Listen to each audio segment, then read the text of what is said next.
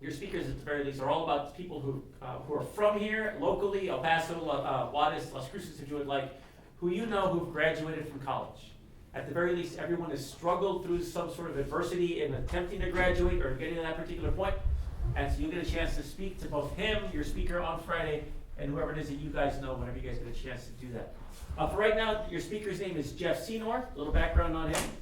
He is a high school graduate from Riverside High School, just across the bridge here, the little bridge over the tracks, right? So he came here to EPCC for how long? Oh gosh, 94, and I think I left like by 99, something like that. He was here for a few years here at EPCC, and he actually went to NMSU. So he graduated from Mexico State University, got his degree in geology. I'll do the fight song for you later where they spell out Aggies. You guys can learn how to spell that. I have it on my phone. He has it on his phone. Currently, he is, I guess, an administrator. That's the way that would technically break down. You could say quasi-administrator. He's an administrator for the Sun Independent School District. He used to teach special ed at Parkland High School. All right, so with that, I'll turn the floor over to Jeff. Jeff, have at it. Thank you. I don't know, well, can I call you Buck? Sure. That's how I know Mr. Valdespino. I know him as Buck. We've known each other for 20 years, and we know each other a long time. We played ball together. We've seen a lot. But I'm gonna, talk to you about myself real quick. But I want you all to think of this word success. What does success mean to you? Okay? And as you think of that word, I want you to tell me in like a brief sentence, real quick, what success is to you, because I'm gonna ask you who you all are. You all are gonna learn who I am, and I wanna learn who you are. Okay? And all I want to know is your name, what school you graduated from, your major, and what your idea of success is. Okay? But real quick about me, I might reiterate a couple things that Buck said. But again, I did graduate from Riverside High School. I did plan this. I was getting ready this morning, and I was like, you know what? I'm going to give this talk. I'm going to wear my colors. Okay? I'm very proud of where I came from. I grew up, for the most part, I grew up maybe about 5-10 minutes away from this campus. And I still live there to this day, believe it or not. But yeah, I've been through a lot. Let's see, I graduated from Riverside High School in 1994. My plan, as I was getting ready to graduate when I was in high school, I was like, well, I was your typical B student, I had my A's, I had my C's, a couple D's, so I think I might have gotten an F or two when I was a sophomore in high school, so the little rebel that I am. I was in band, I played sports, I played baseball, golf, tennis, anything you could swing a club or some type of club, those are the sports I played. As I was getting close to graduation, I was like, well, I've only got about a B average. At the time, I thought, that's not good enough to apply for scholarships. So I was like, well, what am I going to do? Naturally, my dad was in the Army, and I was like, well, you know what? I'm going to go into the Army. So time came around, recruiter came around, and he talked to me. This is one of the Army recruiters, and sat down with me and said, hey, man, we want you to take this ASVAB. It's a test, it's their little military test, I call it. So I took the ASVAB and I scored really high. I think I got like a 92 on it. And man, the recruiter, he was like, oh man, you could do anything. You work for the Army Corps of Engineers. You could basically do whatever you want. Okay? And I was like, well, hey, that's cool, So we went through the process, and finally got to the part where I was supposed to do the medical part. And so he had this medical doctor come in and he's talking to me and he said, oh, do you have any problems? And I'm like, well, I have asthma. And he's like, oh, you have asthma? And I was like, yeah. And for me, asthma's never stopped me from doing anything in life. I've never let it stop me from doing anything in life.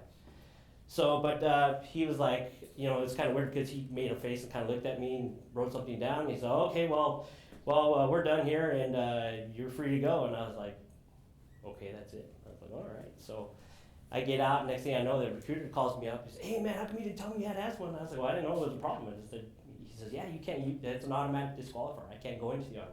I can't go into any service of the armies, any of the armed services. So I was like, well, okay, and I thought, man, I'm going to do Army Corps Engineer. I thought I was going to do all this cool stuff. I'm very science, math oriented type of person. And so I was like, wow, what am I going to do? So kind of went through the summer, just kind of, just going through the motions, whatnot. I was working at McDonald's at the time. And one of my friends, I thank her to this very day, she called me up, said, hey, we're gonna go register. I was like, register for what? And she said, we're gonna go to community college. And I was like, well, I guess so. I had no money for school. So I was like, well, what am I gonna do? And I said, well, let's go see, because like I said, the military was gonna be my way of paying for school. I was gonna go into the military, give my service to the military, and then get my GI, the GI Bill at the time. I don't even know if they offer that anymore. But that was my plan. So lo and behold, we go through registration. I signed up for 2 classes because at that time that was about all I could afford. I didn't have financial aid. I hadn't even applied for financial aid. But I was going through the process, and sure enough, I get accepted. I take my my placement exam and whatnot, and I get accepted to come to school here. And I take my 2 classes. I think the first 2 classes I took, one was formal logic, and I think the other one was a history course. And so I did that. And as that time went on, I eventually applied for financial aid, filled out my FAFSA and all that. Applied for financial aid, and financial aid came back and said, nope, you do not qualify for any money. And I'm like, well, what do you mean I don't qualify for any money? And they say, well, your parents make too much money. And that was basically it. And they said, well, you qualify for some loans if you want. And I was like, okay. And I was like, yeah, but how am I gonna pay these loans off? So I was trying to figure out a way where I could pay for school without having to rack up debt. So sure enough, I get, this is what they tell me. Okay. Now a little background on me is I'm the 3rd of 6 children in my family. Okay.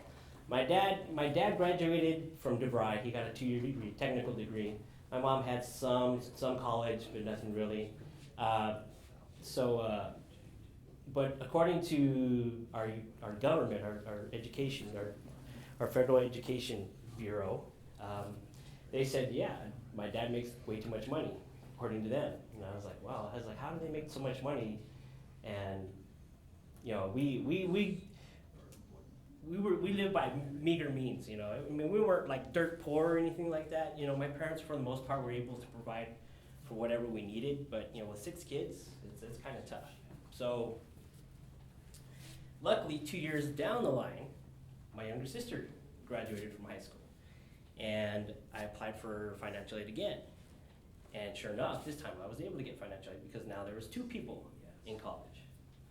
Okay, so that's kind of how it works. So once I got that, I kind of, for those first 2 years, I was only able to take 2 classes. That's all I could afford.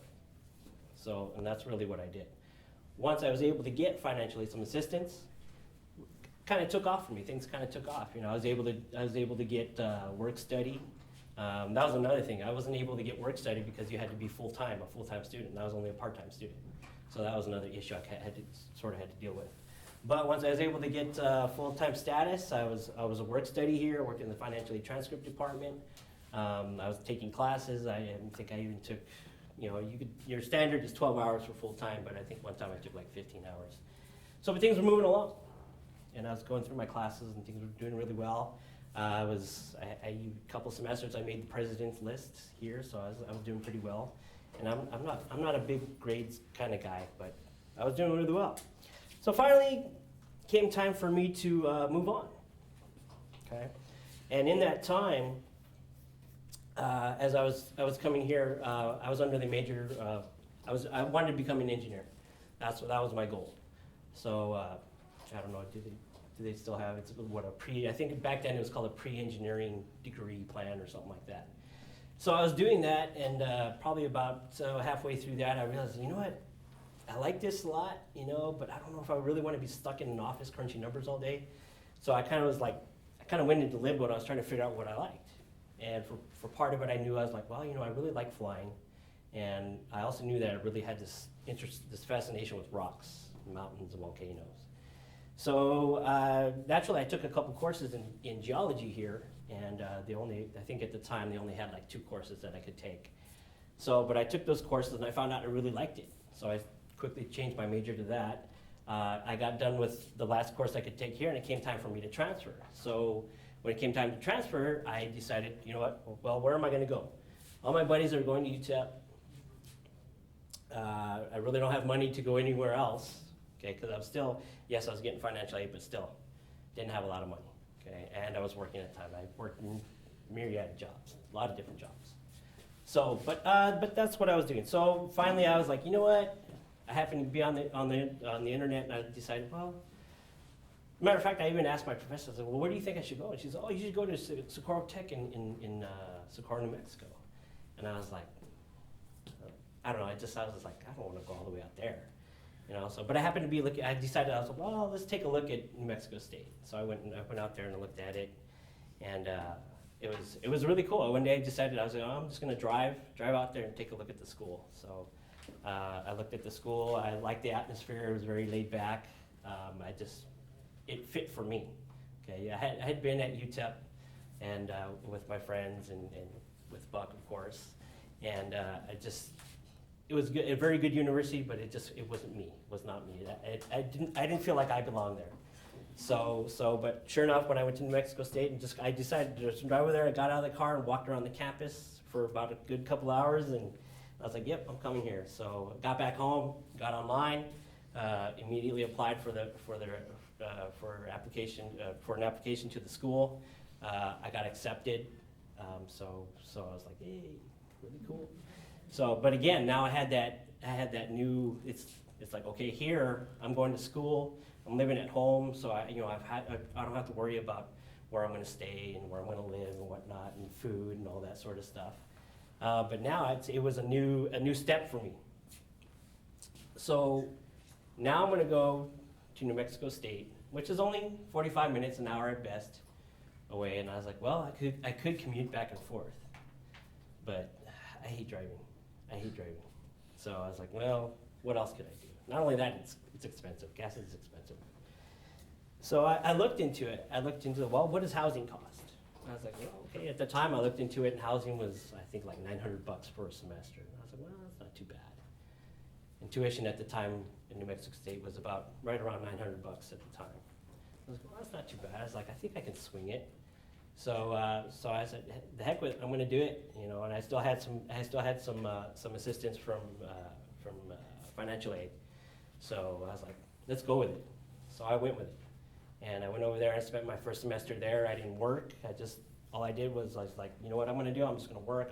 I'm just going to do school. I'm just going to do school. Focus on school. So that's what I did, and I was actually able to pull that off for a full year at New Mexico State. I pulled off 2 semesters that way.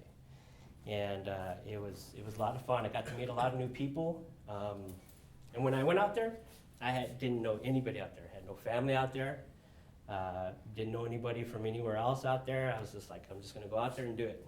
So, and naturally, when I was in high school, I was in band, played the trumpet, played percussion, and I was like, well, I decided to look into the Pride. It's their band out there. So I looked into that, and it, sure enough, they said, yeah, we're going to have practice. You show up, and so I was like, well, what the heck? Why not?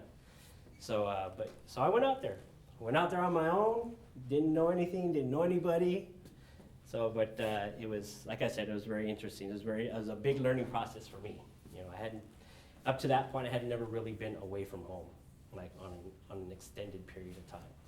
So, but that's what I did. So I got to meet a lot of people through band. That first week, the cool thing about going out there, and the reason I bring up the whole band story, the Pride story, is because I went out there, and I was out there a week before any other students came into the campus. Okay, they had we were allotted to be there a week early, so it was cool. So I went, got my dorm room, and not only that, I had to share a dorm room with somebody that I didn't even know. So had no idea what I was coming into, but I walked in the dorm room, and it's your typical maybe a room, a little bit smaller than this maybe. Had 2 beds, 2 desks, and really that's it. And I'm like, okay, well, restroom. So I open the door and I go in, and there's a restroom. And I notice there's another door at the other end of the restroom.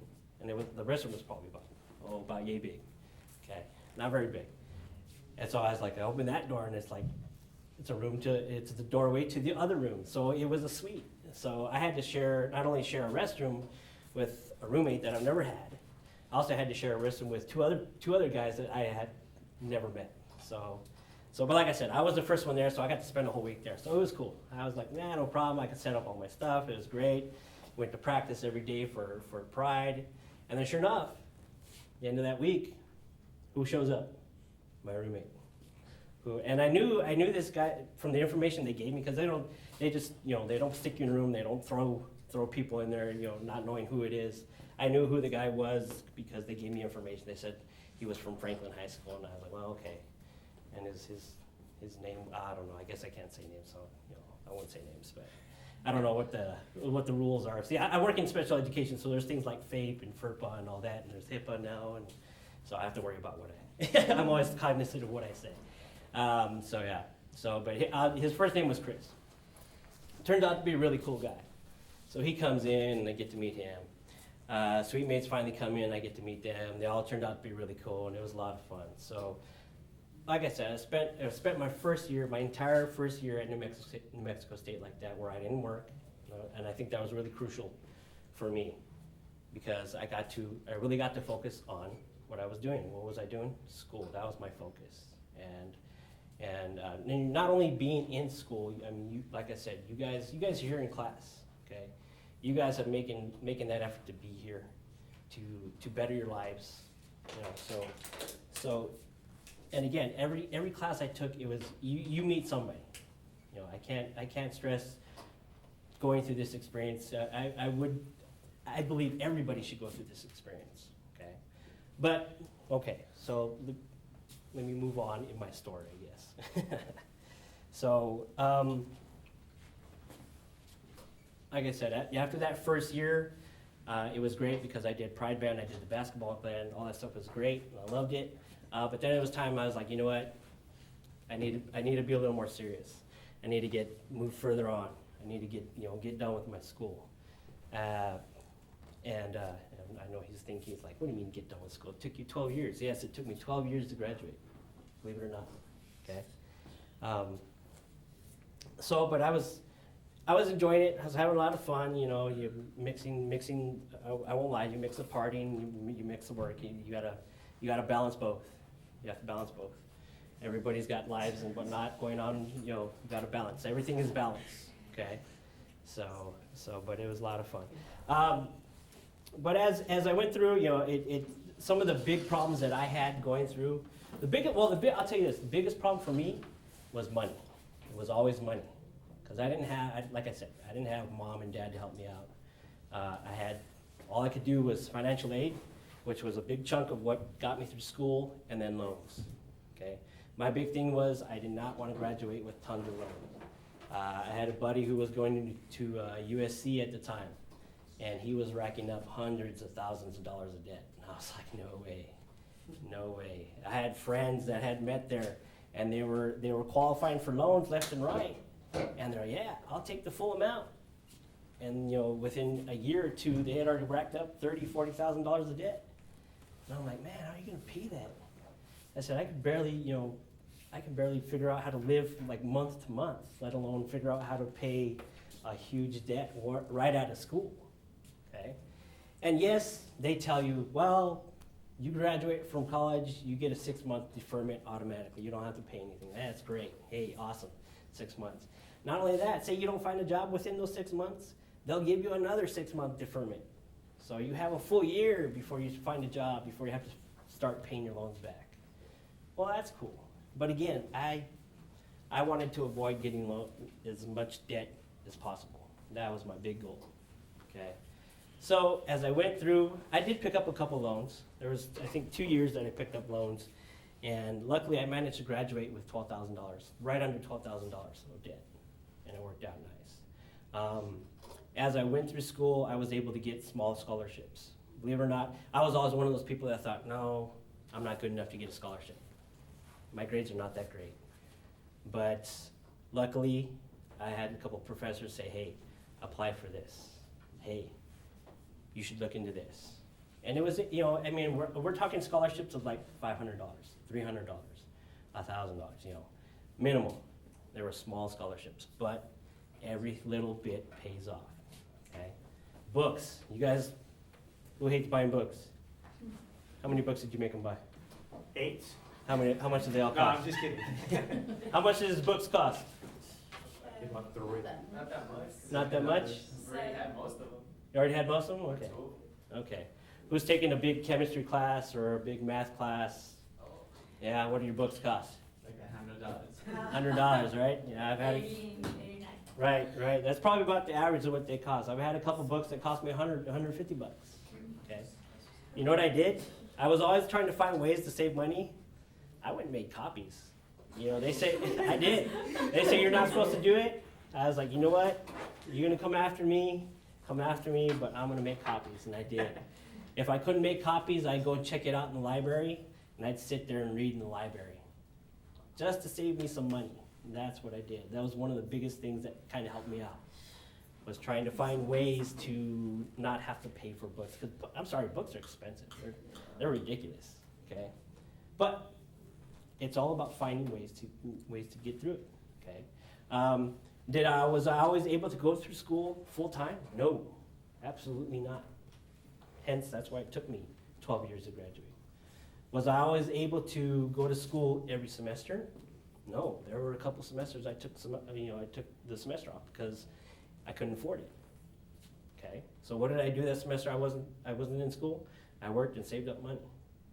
I put in the time to work. Okay, so there's lots of little things that you guys can do. Okay, the big thing I really want to convey to you guys is the piece of paper you get when you do get done with your schooling. That piece of paper opens doors for you guys. Opens so many doors. You don't. Everybody's heard that. It sounds cliche, and as cliche as it is, it's true. Okay, the cliche of whatever you put your mind to, you can do. It's true. Okay, I'm not any different from you guys. I'm nobody special. I'm not smarter than anybody else. Okay, if anything, I'm more lazy than anybody else. Okay, that's probably part of the reason it took me 12 years to graduate as well. My laziness. I'll be the first to admit that. Okay? But you stick it through, you will get there. Okay? When I graduated with my degree in geology from New Mexico State in 2007, finally, May of 2007. So I graduated high school in 1994. It took me until 2007 to graduate from college. Okay? I heard it from him just about every other week. He's like, man, what are you doing? Are you going to ever graduate? I said, I'm getting there. Relax.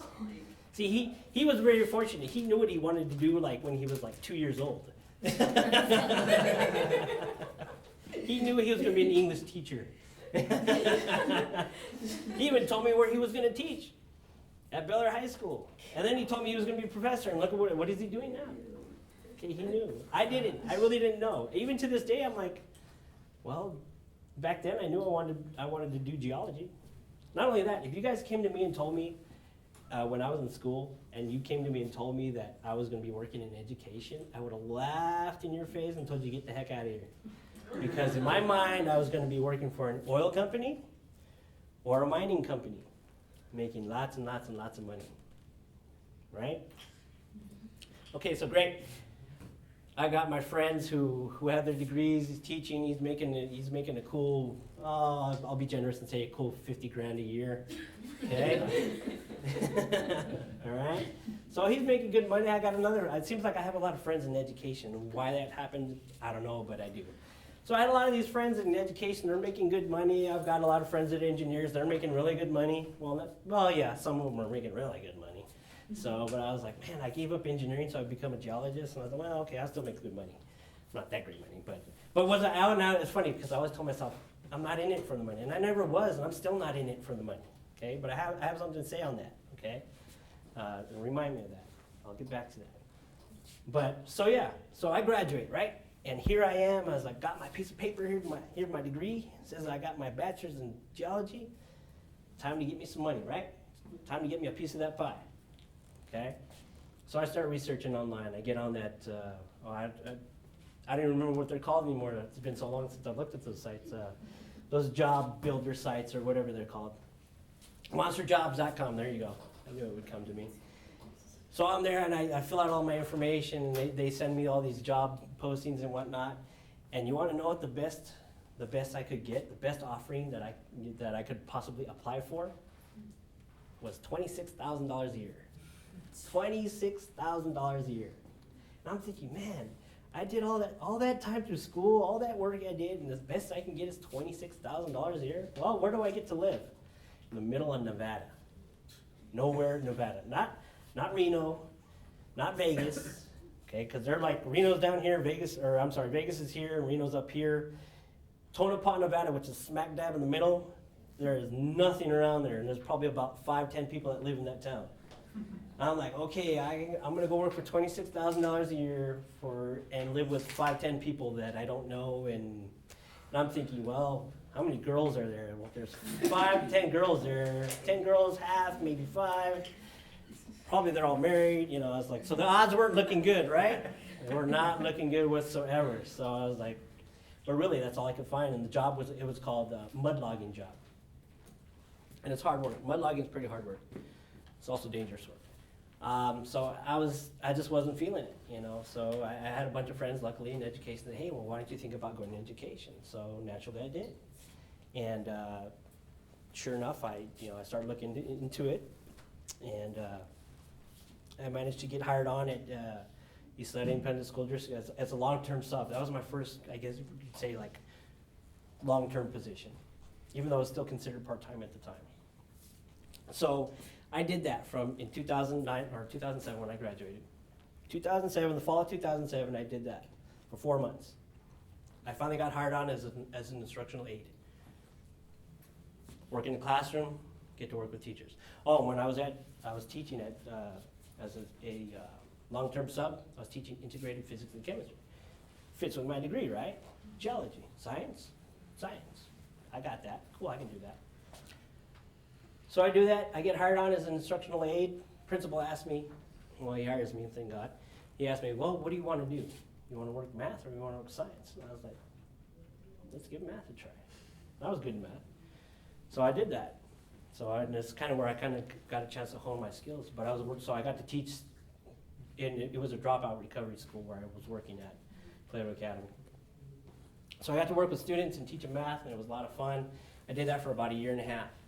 At that point, all the instructional aides got moved from there over to Cesar Chavez. Who knows what Cesar Chavez is? It's our alternative school, disciplinarian school, okay? And everybody are like, ooh, we're gonna have to go over there. We're gonna have to wear like Kevlar, you know, watch out so you don't get shanked and whatnot, blah, blah, blah, blah, blah. I went over there, it was a blast, I had a lot of fun. The students were great, I loved it, okay? I was there from 2009, August 2009 till December of 2009. December of 2009, I finally got a position at Parkland High School, where I was hired as a math inclusion teacher. Funny thing about that was, when I was working, principal comes to get me out of my room, takes me to his office, there's somebody on the phone for you. And I'm like, okay, you know. I'm like, why is there somebody on the phone for me in his office? I had no idea. So I get on the phone, it happens to be, she's in charge of hiring teachers. So she said, well, what do you think about becoming a math inclusion teacher? And I'm like, okay, I can do that. I said, but, and when you guys graduate, certification is going to come with whatever you do, okay, for the most part. At that time, I already had my math certification, grades 4 through 8, so I could teach grades 4 through 8. But she says, well, I want you to be a math teacher at a high school and teach and work with special ed children. I'm like, okay, well, I don't have a math certification for high school. I don't have a certification for special education. She said, well, how long do you need to take the test? And I'm like, and I was like nervous, and I was like, a month? I blurted out a month. So I went on to do that a month later, and you know what I did to study for those 2 tests? Okay, this is how cheap I am. Remember I said books? Okay, I ran into the book problem again. I went to Barnes & Noble. The book for the test to study was $80, and I'm like, I'm not going to spend $80 on this book. So every night I went to Barnes & Noble and I read the book. Okay. That's what I did. It works. I even took some pictures because they were closing down, and I was like, man, but I'm not finished with this chapter, so I was there with my phone taking pictures. So So that's what I did. A lot of fun. So, but I get hired. I pass the test, I get hired, and I do that. First semester, I worked. I got hired on in December, so it's the spring semester basically that I worked. I did that. I worked with special education students, went class from class with a lot of fun, enjoyed it, learned a lot. End of that semester, principal asked me, well, what do you think about teaching general ed next year? And I'm like, okay. You know, I'm like thinking, well, you're the boss, right? You tell me what to do. So I'm like, sure. Next year I taught sophomores. Every one of those sophomores had failed. Back then it was the tax test. They had all failed. I had 150 students that failed the tax test. Crazy. They were wild and crazy. But it was a lot of fun. So I did that. End of that year, okay? I'm working in the summer. I used to go up and work for this program in the summer up in Colorado. A lot of fun. I'm working up there. Principal calls me on my cell phone. And I'm like, why is he calling me up here and on my cell phone? And he's all, hey, well, what do you think about doing department chair for special education? I'm like, what? Department chair? Okay, so far, what was my experience in special education? How long? One semester. That was the longest I had, okay, experience-wise. And I'm like, well, sir, I'm sure there's other people that are more qualified they're better qualified than that. Better qualified than me, obviously.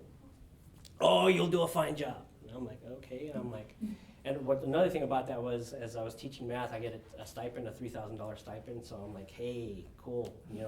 I go back to special education, I get that automatically gets cut in half. And I told him, I said, well, I do like the stipend. And he's, oh, well, you'll do a fine job, and I'll find a way to, maybe get you a little more money. So, which was like a $500 stipend for being department chair. I'm like, well. And so, but I kind of looked at it as, you know what, I'm being voluntold to do it. Okay, so I was like, he's the boss. I'm like, you know what, sir, I'll do it. So I did that for about a year and a half. I was department chair. Learned a ton of information, a lot of fun. I was working with this consultant. He was kind of like the guru. He was an ex-director of special education for Isleta. And so I got to work closely with him. He comes up to me and he's all, what do you think about going up to central office and working up there? And I'm like, okay. I had no idea what that entailed. He says, and he told me at the time, he says, Director so-and-so wants you up there. I was like, really, me? I was like, what have I done? Again, I had this idea that I'm like, I'm nobody special. All I do is I do my job, do what I'm supposed to do, and that's it. So, but sure enough, I get offered the position to become a support teacher for the school district. And lo and behold, here I am. And now, what I'm doing now is I'm teaching courses. I teach nonviolent crisis intervention. That's basically how to restrain a child properly so that they don't get hurt, so you don't get hurt, okay? There's all these rules and regulations that we have to follow, okay? So, but I train that. You wanna know who comes to my courses? Teachers, instructional aides, security officers, counselors. What else do we have? Counselors, we have assistant principals. So I get to teach all these people. I have principals in my course, and I'm like, I remember the first time we get the course, I was like, oh my God, I have to teach a principal, but it's a lot of fun, and I enjoyed it a lot. So I guess it's kind of my life, my story and whatnot. But one big thing I can tell you guys is don't give up. Don't stop. I know you all, how many of y'all work right now? Okay, how many of y'all like the money? You like getting paid, right? Okay. Don't get me wrong, I like getting paid too. But when I was in your shoes, I don't say that you guys are working for this, but I always said I was working for chicken feed. Okay? It's good, it's a way of living. I could get by the rest of my life that way. But you know what? You get that piece of paper, you get your degree, whatever it is you're going for, whatever certification you're going for, you get that, it will open up so much more for you guys. There's so much more that you can do out there, okay? As far as, like I said, those were pretty much my struggles when I was in school. Yes, I was lazy at times. I was always thinking about money. How am I gonna pay for this? How am I gonna pay for that? Oh, another thing I did, just to kind of alleviate that, when I was at New Mexico State, I got a chance to hire on as a resident advisor. Okay, resident advisor, if you don't know what that is students. Where do students live on? If they live on campus, where do you live? In dorms, right? Okay. You have other students that live in student housing. Okay. You have student apartments. Okay. So I went to work for the housing department. Okay. As part of the perks of working for the housing department, you didn't have to pay for room. So my room was paid for. It was free. So that kind of helped me through college as well. So I was, like I said, I always tried to find ways to lighten the burden, lighten the expenses that I had in school. But yes, it took me a long time, but I say to this day, I will not change it for the world. Yes, I could have gotten out of school a lot sooner.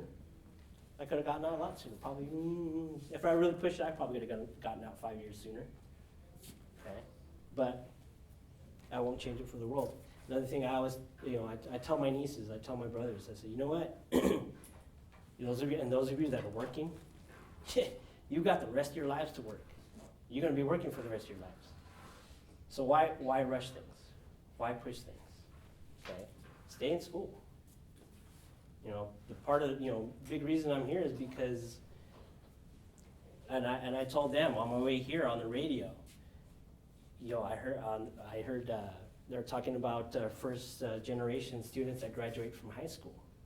They go to college. Out of every 4, only 1 graduates. Okay, that's tough. That's tough to hear. And here, I was talking about, he told me, was it Friday when you let me know? He called me and let me know on Friday. I was like, hey, sure, I'll come talk to you guys. That's cool.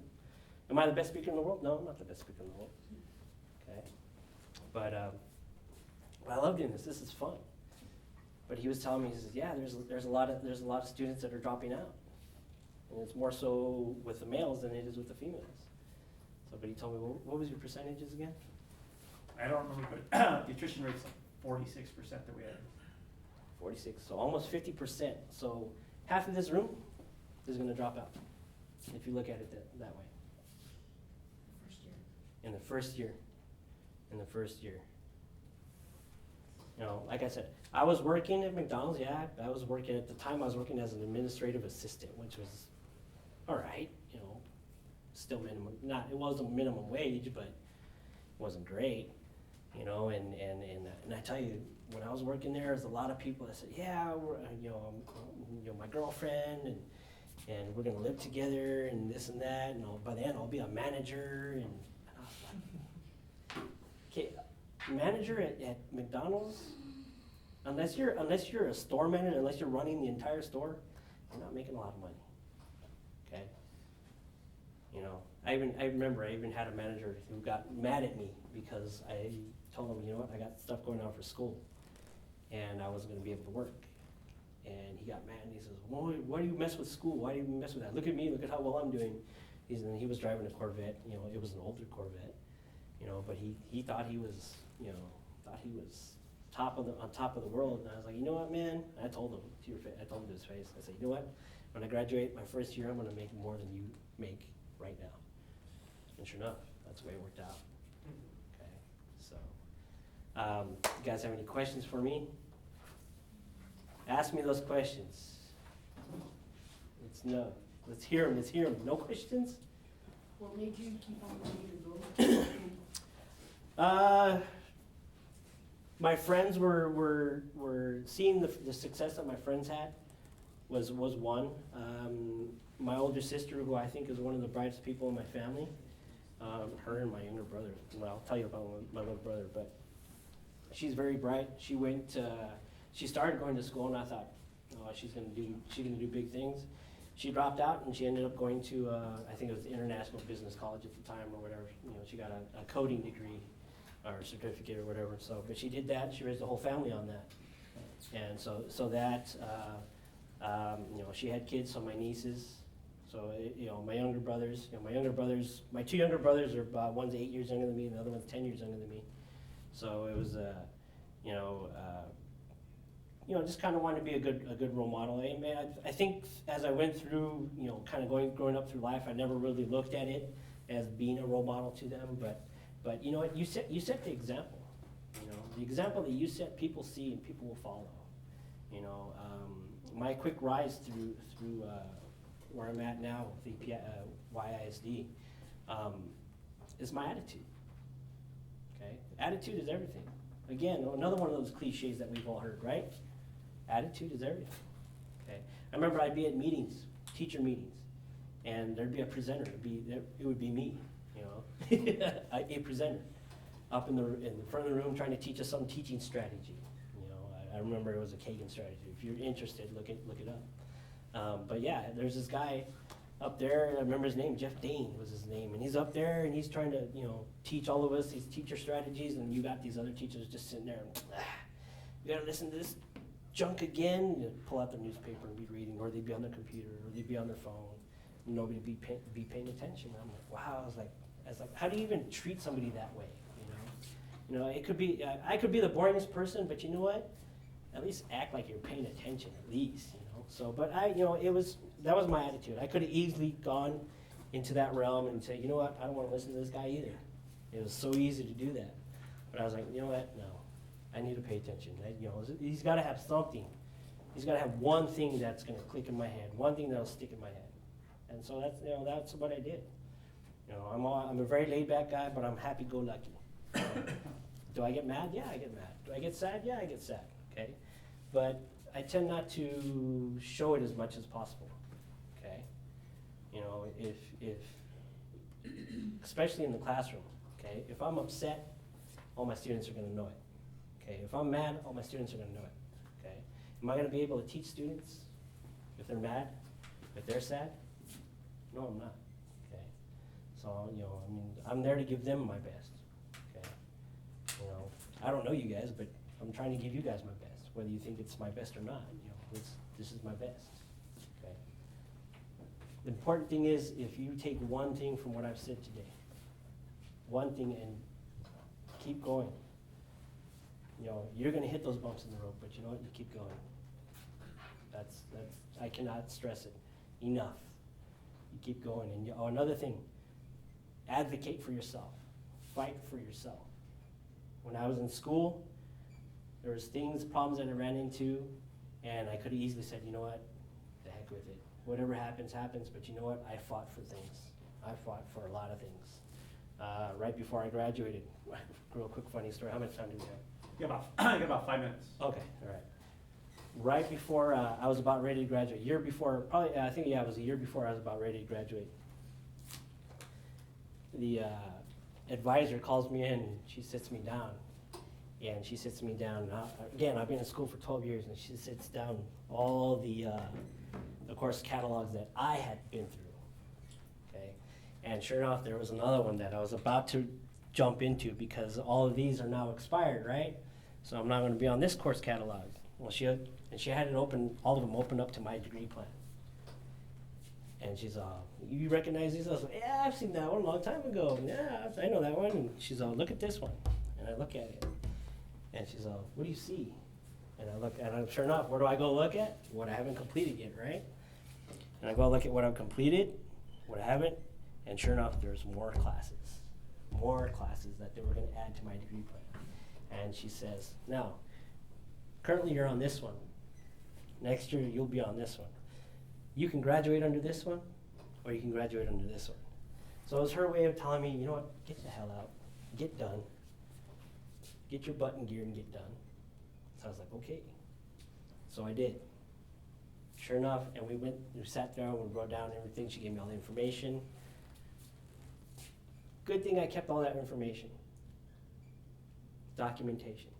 It was documentation. The reason it was good that I kept it, because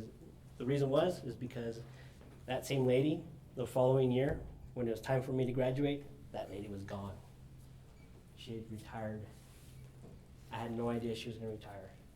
And she was the only one that I had talked to that knew what was going on with my degree plan. So sure enough, I decided I'm going to go and check in with her. I find out it's somebody new. And she said, oh yeah, you're on this book now, blah, blah, blah, blah, blah. And I'm like, whoa, and those extra classes would have equated me to being in school for 13 years, not 12.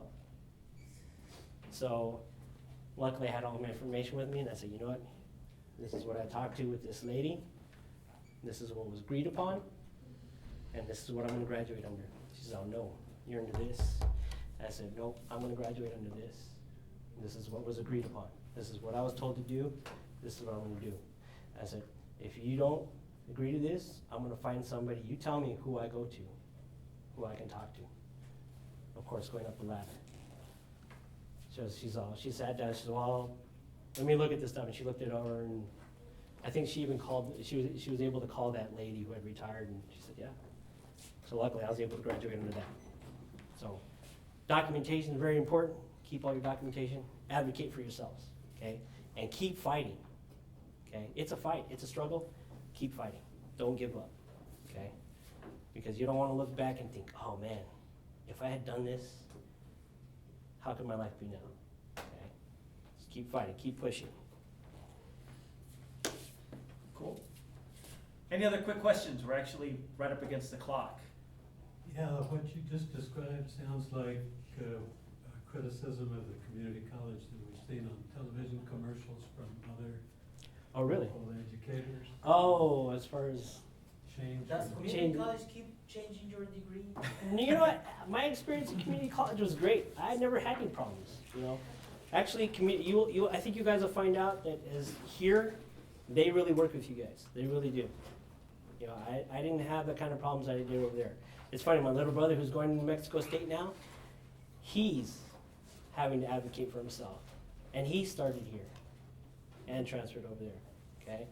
And he says, man, I didn't have these problems when I was going to community college. I said, I know, but you know what? It's gonna make you a better person, okay? It'll teach you to advocate for yourself, to fight for yourself, fight for what you want, what you believe in, okay? So, but yes, that's, like I said, I had a very pleasant experience here at community college. It was a lot of fun. Yes, sir? How do you define success? Oh, how do I define success? And I forgot to ask every one of you. Success is being happy with where you're at, but take it to that next level. Don't get to here and think, oh, I've made it, because you always grow, you always continue. Okay. He's couple blinks away of getting his PhD. I am back in school working on my master's, because why? A lot of people come up to me and told me, you need to be an administrator, you need to be a principal, you need to move on. So that's what I'm doing. Oh, and a quick thing about the money. I always said I wasn't in the money. I'm still not in it for the money. That consultant I sat down with, he says, he's the one that kind of got me on this path. He says, you should think about doing it. Because, and he sat me down and he said, in terms of retirement, he says, you live a good life as a teacher, you make good money, but when you retire, you're only gonna get 60% of what you make in retirement.